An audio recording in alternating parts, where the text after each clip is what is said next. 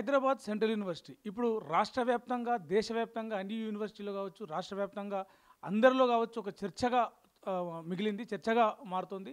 ఎందుకంటే ఆ central university 400 ఎకరాల భూమి వేలం వేస్తారు, ప్రైవేట్ వ్యక్తులకు అప్పచెప్తారని చెప్పేసి యూనివర్సిటీ విద్యార్థులు కొన్ని రోజులుగా ఆందోళన అయితే చేస్తా ఉన్నారు. దాని మీద అటు మేధావులు, ప్రొఫెసర్లు కూడా స్పందిస్తూ ఉన్నారు. తాజాగా అసెంబ్లీలో సీఎం రేవంత్ రెడ్డి మాట్లాడుతూ సెంట్రల్ యూనివర్సిటీ భూముల వెనుక ఆ భూములను మింగడానికి కొన్ని గుంటనక్కలు ఎదురు చూస్తూ ఉన్నాయి. వాటి ఆటలు సాగనివ్వమని చెప్పేసి ఎట్టి పరిస్థితుల్లో 400 ఎకరాల భూములని వేలం వేస్తామని చెప్పేసి ఆయన కొంత గట్టిగా నేను అసెంబ్లీలో మాట్లాడినటువంటి పరిస్థితి. దాని గురించి మనతో ఆ టాపిక్ గురించి మనతో మాట్లాడడానికి ప్రొఫెసర్ హరగోపాల్ సార్ ఉన్నారు. సార్తో మాట్లాడి మరిన్ని విషయాలు తెలుసుకున్నాం. సార్, ఎట్లా చూస్తారు సీఎం వ్యాఖ్యల్ని? దాని పట్ల మీ స్పందన ఏంటి? అంటే సీఎం గారు హైదరాబాదు యూనివర్సిటీ భూములని రాజకీయంగా టీఆర్ఎస్ పార్టీ అలాగే ఎంఐఎం పార్టీ అసెంబ్లీలో వాళ్ళు రేజ్ చేశారు. కనుక ముఖ్యమంత్రి గారు దాన్ని ప్రధానంగా ప్రతిపక్ష పార్టీలు చేస్తున్న విమర్శ దృష్ట్యా ఆయన చాలా ఘాటైనటువంటి కామెంటు చేశారు. సరే, అది రాజకీయ పార్టీల మధ్యన ఇవాళ జరుగుతున్న చర్చ ఒక ధోరణి అలాగ ఉంది.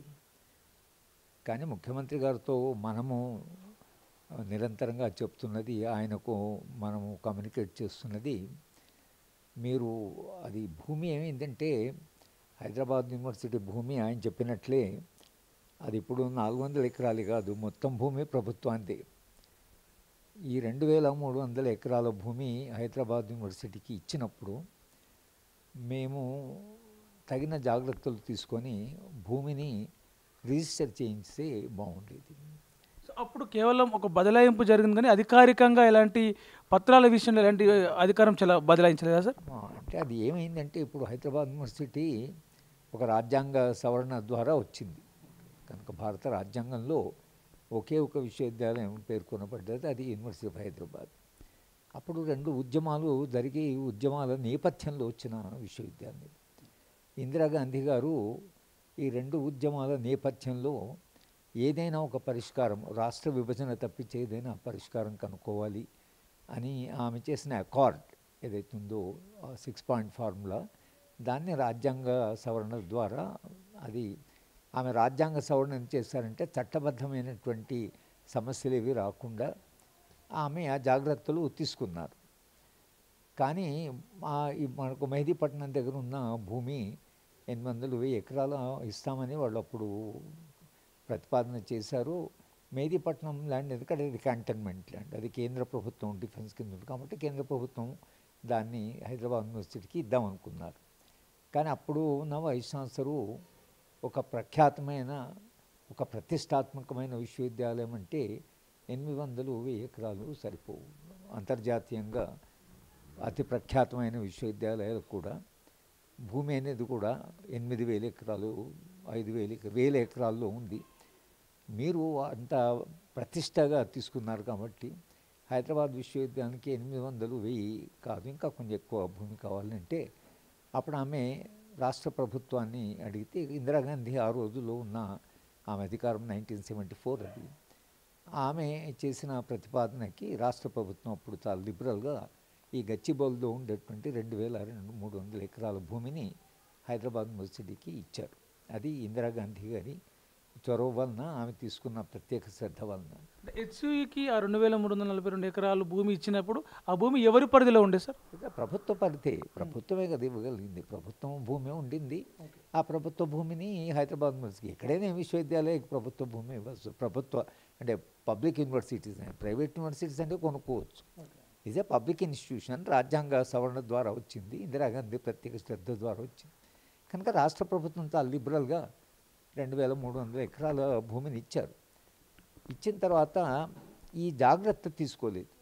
అంటే దాన్ని భూమిని హైదరాబాద్ యూనివర్సిటీ పేరు రిజిస్టర్ చేయాలి అనేటువంటి ఆ జాగ్రత్త ఒకటి తీసుకోకపోవడం వల్ల 50 ఏళ్ల తర్వాత ఇది మళ్ళీ మన ముందుకు ఒక సమస్యగా వచ్చింది. అయితే అప్పుడు ఆ 2,300 ఎకరాలకి ఆ వైస్ ఛాన్సలర్ గారు ఏం చేస్తారంటే ఒక కాంపౌండ్ వాల్ కట్టారు. ఆ 2,300 ఎకరాల చుట్టూ ఒక కాంపౌండ్ వాల్ కట్టారు. ఆ కాంపౌండ్ వాలే ఇప్పుడు మా ఎవిడెన్స్. ఈ ఈ భూమి యూనివర్సిటీకి చెందిందా కాదనడానికి మా దగ్గర వేరే సాక్ష్యాలు లేకపోవచ్చు, కానీ గోడ మాత్రం కట్టారు. ఓకే. ఆ గోడ లోపల ఉన్న భూమి అంటే పొజిషన్ హైదరాబాద్ యూనివర్సిటీకే ఉంది. ఓకే. ఈ మధ్యన 2003లో అంతకుముందు చాలాసార్లు భూమిని అడిగారు. కేంద్ర విద్యామంత్రి స్వయాన బొమ్మాయి గారు వచ్చి ఉర్దూ యూనివర్సిటీకి కొంత భూమి ఇవ్వమని అడిగారు. ఆయన రాష్ట్ర ప్రభుత్వం అడగలే, యూనివర్సిటీని అడిగాడు. ఓకే. ఎందుకంటే కేంద్ర ప్రభుత్వం కూడా, విద్యాశాఖ మంత్రి కూడా ఇది యూనివర్సిటీ భూమి కనుక యూనివర్సిటీని అడగాలి అని వచ్చాడు. కానీ లేకపోతే ఆయన రాష్ట్ర ప్రభుత్వం దగ్గరికి వెళ్ళి భూమి తీసుకునేవాడు. ఓకే. ఆయన అడిగితే బహుశా ఇచ్చేవాళ్ళేమో కూడా. మేము అప్పుడు చెప్పింది ఏంటంటే యూనివర్సిటీ ప్రతిష్ట కలిగిన యూనివర్సిటీ, ఇది ఒక సామాజిక నేపథ్యంలో వచ్చింది కనుక యూనివర్సిటీ భూమిని మీరు తీసుకోవడం అనేది అడగడం కూడా అది మంచిది కాదు. తర్వాత ఈ ఫౌనా ఫ్లోరా ఎకలాజికల్ బ్యాలెన్స్ ఉంది, ఇక్కడ చెరువులు ఉన్నాయి, తర్వాత పిట్టలు గుట్టలు ఉన్నాయి, తర్వాత ఇది చాలా రిచ్ ప్రకృతి వాతావరణం ఉంది.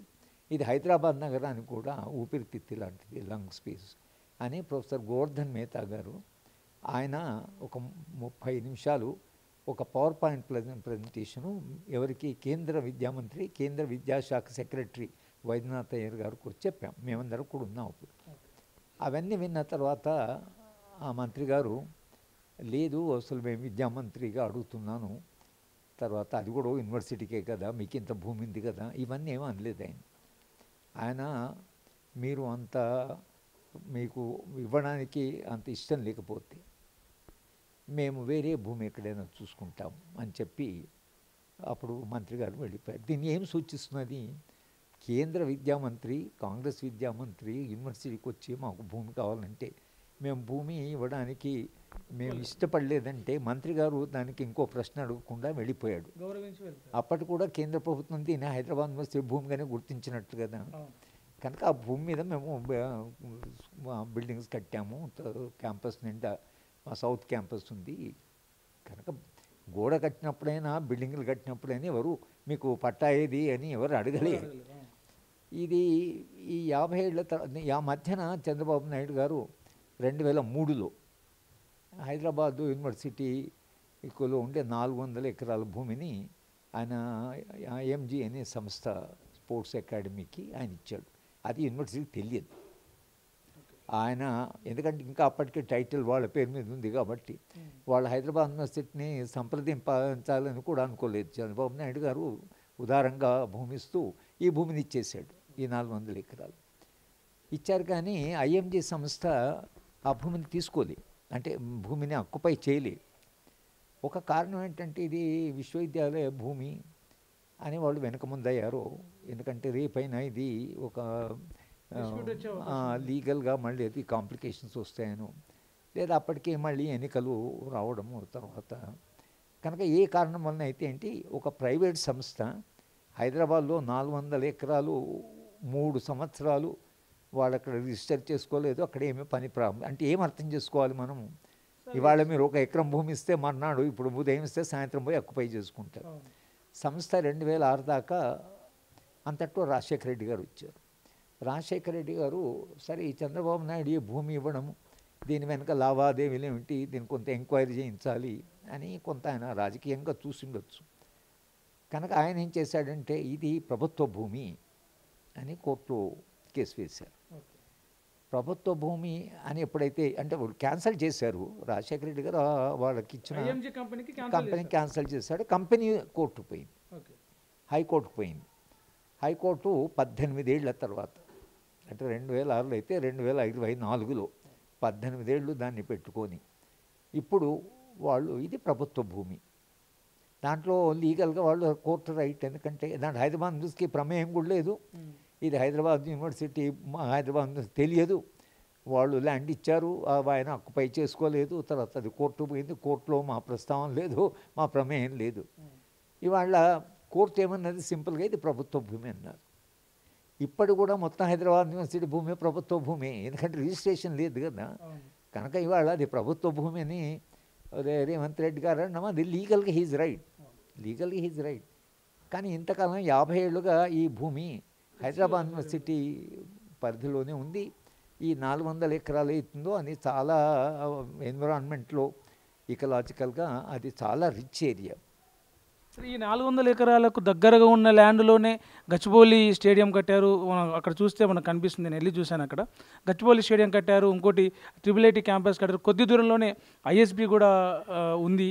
సో అప్పుడు ఇలాంటి అభ్యంతరాలు ఏమి రాలేదా వాటికి ఇచ్చినప్పుడు? ఒకటేమైందంటే చెన్నారెడ్డి ముఖ్యమంత్రి ఉన్నప్పుడు రంగారెడ్డి జిల్లాకు హెడ్ క్వార్టర్స్ లేదు కనుక ఈ హైదరాబాద్లోనే రంగారెడ్డి హెడ్ క్వార్టర్స్, జిల్లా హెడ్ క్వార్టర్ కట్టాలని ఆయనప్పుడు యూనివర్సిటీ ల్యాండ్ కొంత ఇవ్వమంటే ఆ ల్యాండ్ ఇచ్చాం. ఇచ్చిన తర్వాత ఆయన ప్రారంభం కాలేదు, అప్పుడే ఓడిపోయాడు. తర్వాత చంద్రబాబు నాయుడు కాలంలో రంగారెడ్డి హెడ్ క్వార్టర్ని కట్టారు. చాలా కట్టిన తర్వాత ఎందుకో చంద్రబాబు గారికి రంగారెడ్డి హెడ్ క్వార్టర్ కాకుండా ట్రిపుల్ ఐటీ వాళ్ళు మేము హైదరాబాద్ వస్తామంటే కట్టినటువంటి బిల్డింగ్లను ఆయన ట్రిపుల్ ఐటీకి ఇచ్చాడు. అప్పుడు కూడా వివాదం ఎందుకు కాలేదంటే ఒకటేమో అది రంగారెడ్డి హెడ్ క్వార్టర్స్ అంటే ప్రభుత్వము తమ ఓన్ హెడ్ క్వార్టర్స్కు ల్యాండ్ అడిగారు కాబట్టి హైదరాబాద్ విశ్వవిద్యాలయం కూడా దాని గురించి ఎక్కువగా పట్టించుకోలేదు. వాళ్ళు హెడ్ క్వార్టర్ కట్టారు, అది ట్రిపుల్ ఐటీకి ఇచ్చారు, ఒక విద్యాసంస్థకి ఇచ్చారు. ఆర్టీసీ కూడా ఇచ్చాం. ఆర్టీసీకి ఎందుకు ఇచ్చామంటే మాకు 1974లో అసలు బస్సు సౌకర్యం లేదు. మెహదీపట్నం నుంచి బిహెచ్ఎల్కు ఒక బస్సు ఉండేది ఉదయం. ఆ బస్సు మిస్ అయితే మా క్లాసులు మిస్ అయ్యాయి, స్టూడెంట్స్ క్లాస్ మిస్ అయ్యాయి. ఆర్టీసీ డిపో వస్తే బస్సు సౌకర్యం పెరుగుతుందని కొంత ఆర్టీసీకి ఇవ్వడం కూడా జరిగింది. స్పోర్ట్స్ కాంప్లెక్స్కి ఇచ్చినప్పుడు వాళ్ళు విద్యార్థులకి స్పోర్ట్స్ విషయంలో మేము పూర్తిగా అందుబాటులో ఉంటుంది, స్విమ్మింగ్ పూల్స్ ఇవన్నీ ఉపయోగించుకోవచ్చని. ఇప్పటికీ హైదరాబాద్ యూనివర్సిటీ విద్యార్థులు ఆ స్పోర్ట్స్ ఏవైతున్నాయో మా అంతగా మేము స్పోర్ట్స్ డెవలప్ చేయలేదు కాబట్టి వాళ్ళు మనం స్పోర్ట్స్ వాళ్ళ ఫెసిలిటీగా పనికొస్తుంది అనేది కూడా మనం ఒక మాటకి అది కూడా హైదరాబాద్ యూనివర్సిటీ వాళ్ళు అంగీకరించారు. ఇవాళ సమస్య ఏమిటంటే ఈ 400 ఎకరాల భూమి ఏదైతే డిస్ప్యూట్లో పడిందో అది ప్రభుత్వ భూమి అని హైకోర్టు చెప్పింది. నేను కూడా అది ప్రభుత్వ భూమి అంటున్నాం.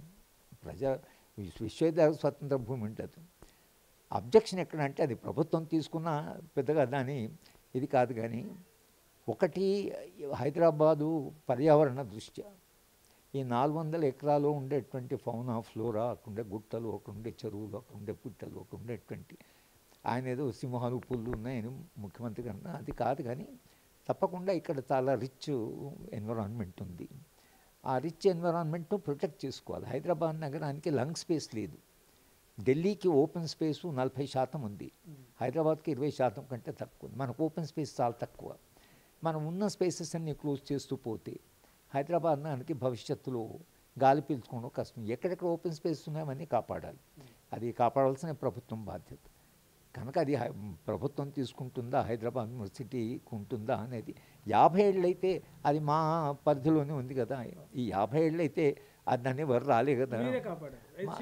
హెచ్సిఏ మొత్తమే వాతావరణం కాపాడింది. కనుక ఇవాళ మనము ప్రభుత్వాన్ని నడుతుందంటే ఒకటేమో రిజిస్ట్రేషన్ చేయలేదు కాబట్టి రిజిస్ట్రేషన్ చేయండి, ఎందుకంటే ఇది ఎప్పుడైనా భవిష్యత్తులో సమస్య.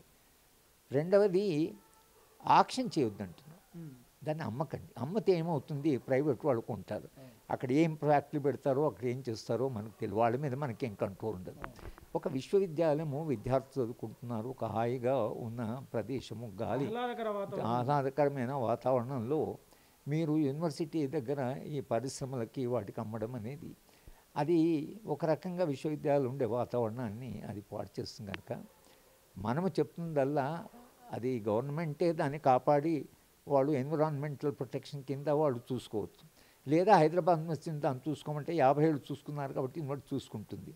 ఇక్కడ ఆబ్జెక్షన్ వల్ల అది మీ భూమి, హైదరాబాద్ యూనివర్సిటీ భూమి, ఇది ఇవన్నీ కాంట్రవర్సీస్ కావు. అక్కడ ఉన్న ఎన్విరాన్మెంట్ను కాపాడాలి. హైదరాబాద్ యూనివర్సిటీ ఇంతకాలం కాపాడింది, అది హైదరాబాద్ యూనివర్సిటీకి ఆ బాధ్యత ఇవ్వండి. లేదా మీరు తీసుకుంటే ఆ వాతావరణాన్ని తర్వాత దాన్ని పర్యావరణాన్ని కాపాడండి. కానీ ఆక్షన్ చేసే దగ్గర అది మనకు అభ్యంతరంగా ఉంది. ఎందుకంటే ఆక్షన్ చేసిన తర్వాత ప్రైవేట్ వాడు ఉపయోగం మీద ప్రభుత్వానికి నియంత్రణ ఉండదు. వాడు ఏదైనా ఫార్మస్యూటికల్ లేకపోతే ఏదైనా ఇండస్ట్రీ తెలుస్తుంది, పొల్యూషన్ ఉంటుంది, ఆ చెరువులు ఏవైతున్నాయో అవంతా కాలుష్యం అయిపోతుంది. హైదరాబాద్ యూనివర్సిటీ వాతావరణం కూడా కాలుష్యం అయ్యే ప్రమాదం ఉంది. కనుక ప్రభుత్వాన్ని మనం అడుగుతుంది ఏం పెద్ద పోరాటం కాదు, అది మా ల్యాండ్ అది అని ఆయన అన్నాడు. అది వాళ్ళ ల్యాండే, దాని మీద డిస్ప్యూటే లేదు, కోర్టే చెప్పింది మీ ల్యాండ్ అని. మేము కూడా అంటున్నాం, ఎందుకంటే మాకు టైటిల్ ఇవ్వలేదు కనుక. కానీ ఎప్పుడైనా టైటిల్ ఇవ్వండి. 2 కారణాలు చెప్తున్నాం. ఒకటి, ఇందిరాగాంధీ స్వయాన తాను ఆసక్తితో శ్రద్ధ తీసుకొని ఇప్పించిన భూమి. ఇది రాజ్యాంగంలో ఉండేటువంటి విశ్వవిద్యాలయం. అమెండ్మెంట్ ద్వారా ఇది రాజ్యాంగంలో చేర్చిన విశ్వవిద్యాలయం. 3 పెద్ద విశ్వవిద్యాలయానికి ఒక ప్రఖ్యాతి కలిగిన విశ్వవిద్యాలయానికి భూమి కూడా అంతర్జాతీయంగా చూసేప్పుడు భూమి ఎంత ఉన్నదాన్ని కూడా చూస్తారు. 4 ఇవాళ దాన్ని మీరు ఆక్షన్ చేయకుండా మీరు దాన్ని అట్లే కాపాడాలి అనేది ప్రభుత్వాన్ని మనం అంటున్నాం. ఇక దాని మీద చర్చ, అది మేము ప్రైవేట్గా ఆక్షన్ చేస్తాము అని అంటే ఆక్షన్ చేయడం తప్పనేది నేను అనుకుంటున్నాను. లీగల్గా చట్టపరంగానైతే హెచ్సియుకి ఆ భూముల మీద హక్కు అయితే లేదు సార్. సో ఆ ఆక్షన్ను అడ్డుకునేందుకు ఎలా ప్రయత్నం చేస్తున్నారు? అంటే ఏం జరగబోతుంది? అంటే అవకాశం ఉందా? ఆక్షన్ ఆపే అవకాశం ఉందా? అంటే ఇప్పుడు ప్రభుత్వము కాదని మొండికి వేస్తే అది లీగల్గా వాళ్ళదే కాబట్టి మనము పబ్లిక్ ప్రెషరు, మారల్ ప్రెషరు, విశ్వవిద్యాలయము తన వాతావరణాన్ని కాపాడుకోవడానికి ప్రభుత్వం మీద నిరంతరంగా మాట్లాడుతున్నాము. ప్రభుత్వానికి మనం చెప్తుందంటే కాంగ్రెస్ ప్రభుత్వము తర్వాత ఇందిరాగాంధీ ఇప్పించిన భూమి, ఇది ఒక భారత రాజ్యాంగ సవరణ ద్వారా వచ్చిన విశ్వవిద్యాలయం, ఇవన్నీ దృష్టిలో పెట్టుకొని ఈ హైదరాబాదు భూమిని ఏదైతుందో ఒక మారల్ దృష్టితో, ఒక హిస్టారికల్ దృష్టితో చూడాలి. కానీ మీరు కమర్షియల్ దృష్టితో చూడకండి అనేది విద్యార్థులు, ఉపాధ్యాయులు, అధ్యాపకులు, అధ్యాపకేతరులు, బయట సమాజము, హైదరాబాద్ సమాజము, ఎన్విరాన్మెంటలిస్టు అందరూ కూడా దాన్ని ప్రభుత్వం మీద ప్రెషర్ పెడుతున్నారు. ఇప్పటికైనా మనం ప్రభుత్వం చెప్తుందంటే మీరు దాన్ని మాది అనేది పట్టకుండా చెప్పే ఆ వాదనలన్నీ విని ఇది కాస్త వినే ప్రభుత్వము అనేది కూడా ఒకటి. పోయిన ప్రభుత్వం వినదు, ఈ ప్రభుత్వం అయితే వింటుంది అనేది కాంగ్రెస్ పార్టీకి ఒక తన కల్చర్లోనే కొంత వినే స్వభావం ఒకటి ఉంది కనుక వింటారు అనేటువంటి ఒక విశ్వాసంతో మనము నిరంతరంగా మాట్లాడడం కానీ, రాయడం కానీ, వాదించడం కానీ చేస్తున్నాము. కాపాడాలి అనేది ప్రభుత్వము ఒక విశాల దృష్టితో చూస్తే కాపాడు. ఇప్పుడు ఏదైతే విద్యార్థి సంఘాలు, విద్యార్థులు, ప్రొఫెసర్లు, మేధావులు ఏదైతే ఆరోపిస్తూ ఉన్నారో అక్కడ హెచ్సియు 400 ఎకరాల భూముల్లో ఫార్మాస్యూటికల్ కంపెనీలు పెడతారు, పరిశ్రమలు పెడతారు అని చెప్పేసి, అలా కాదు, అక్కడ ఎలాంటి కంపెనీలు పెట్టబోవట్లేదు, ఒక దాన్ని ఏమంటారు, ఒక కాలనీ లాగా, ఒక లేఅవుట్ లాగా పెట్టి ఒక నివాసయోగ్యమయ్యేలాగా ఒక లేఅవుట్ను క్రియేట్ చేయబోతున్నాం అని చెప్పేసి అధికారులు అయితే చెప్తాను. దాన్ని ఎట్లా దాన్ని ఒక మరిపించేలాగా ఒక చర్యలాగా, అంటే దాన్ని వివాదం కాకుండా ఉండేలాగా ఎప్పటికిప్పుడు దాన్ని చేసుకునేలాగా చేస్తున్న ప్రయత్నమే అంటారా? అందులో వాస్తవం ఉందని మీరేమని అనుకుంటారు? మన ఆర్గ్యుమెంట్లల్లా ఒకటి విశ్వవిద్యాలయ హక్కును గౌరవించండి ఒకటి. రెండవది వాతావరణం, పర్యావరణం అనేది హైదరాబాద్కు ఇప్పుడు చాలా ప్రధానమైంది. మీరు పటంచెరు ఇది చూస్తే ఎంత నష్టం జరిగిందో మనం చూసాం. తర్వాత హైదరాబాద్కు స్పేస్ లేదు, ఓపెన్ స్పేస్ లేదు, అది మనం అర్థం చేసుకో. ముబ్బడిగా సిటీ డెవలప్ అవుతున్నది, భవిష్యత్ తరాలకి చాలా కష్టమైపోతుంది. అంటే మనము చరిత్రలో చివరి తరం కాదు కదా, ఈ వాతావరణాన్ని, ఈ పర్యావరణాన్ని భవిష్యత్ తరాలు కూడా మనం ఇచ్చిపోవాలి కదా. ఆ చారిత్రక దృష్టితో చూసి ప్రభుత్వాన్ని మీరు చర్యలు తీసుకోండి. మళ్ళీ అక్కడ నివాసయోగ్యం ఇంకేదో చేస్తాం, అది ఎంత మరి కాదు. పర్యావరణం అనేది చాలా ప్రధానం కాబట్టి ఇంతకాలంగా 50 ఏళ్ళుగా మరి అది ప్రభుత్వ భూమి అయితే ఎప్పుడో తీసుకునేవాళ్ళు, కానీ ప్రభుత్వము తీసుకోలేదు కదా. ప్రభుత్వం కూడా వెనక ముందయింది. చంద్రబాబు నాయుడు గారు ఫర్ సమ్ రీజన్ అది ఆయన ఇచ్చేసాడు. అది ఇవ్వడమే తప్పు. ఇచ్చినప్పుడు కనీసం హైదరాబాద్ యూనివర్సిటీ ఇక్కడ ఉంది, యూనివర్సిటీ ల్యాండ్ అనేది ఆయన గుర్తించకుండా ఇచ్చాడు. ఆయన చేసిన పొరపాటు రాజశేఖర రెడ్డి దాన్ని ఉపయోగించుకోవాలనుకొని ఆయన ఒక నిర్ణయం తీసుకొని కోర్టుకు పోయాడు. కోర్టు ప్రభుత్వ భూమి అన్నది ఓకే, ప్రభుత్వ భూమి అన్న తర్వాత మీరు ప్రభుత్వ భూమి అంటూనే అది 1 నెల క్రితము జడ్జ్మెంట్ వస్తున్నాయి, దాన్ని ఇప్పుడు అమ్మడం అనేది రాష్ట్ర ప్రభుత్వానికి ఫైనాన్షియల్ చాలా ట్రబుల్ ఉంది, వాళ్ళకు స్ట్రెస్ ఉంది, బడ్జెటరీ డెఫిసిట్ ఉంది. కనుక ఇవాళ ప్రభుత్వానికి తన సమస్య నుంచి బయటపడడానికి ఆలోచించిన మార్గాలు, ప్రత్యేక మార్గాలు, ప్రత్యేక అంటే ఆల్టర్నేటివ్ వెతికే క్రమంలో భూమి ఒకటి కనిపిస్తున్నది. కానీ భూమిని ఒకసారి ఈ సంవత్సరం అమ్మితే ఈసారి బడ్జెట్ డెఫిసిట్ పోవచ్చు, కానీ భూమి పర్మనెంట్గా పోతుంది, డెఫిసిట్ ఒక సంవత్సరం మీట్ అవుతుంది. డెఫిసిట్ మీట్ కావడానికి ఇంకా వేరే మార్గాలు చూడాలి. కానీ భూములు అమ్మడం పర్మనెంట్గా ప్రభుత్వం దీని మీద హక్కు కోల్పోతుంది కదా. విశ్వవిద్యాలయానికి నష్టమో, పర్యావరణానికి నష్టమో, ప్రభుత్వం చేతిలో కూడా భూమి ఉండదు, అది ప్రైవేట్ వాడి చేతిలో పోతుంది. ప్రభుత్వ భూమిని అట్లా ప్రైవేట్ వాళ్ళకి అప్పచెప్పడం అనేది, ఆక్షన్ చేయడం అనేది నా దృష్టిలో అది సరి అయిన పద్ధతి కాదు అనేది మనం ప్రభుత్వాన్ని చెప్తున్నాం. ముఖ్యమంత్రి గారు కూడా రాశాం, ముఖ్యమంత్రి గారితో నిరంతరంగా మనము సంభాషించాలని అనుకుంటున్నాం.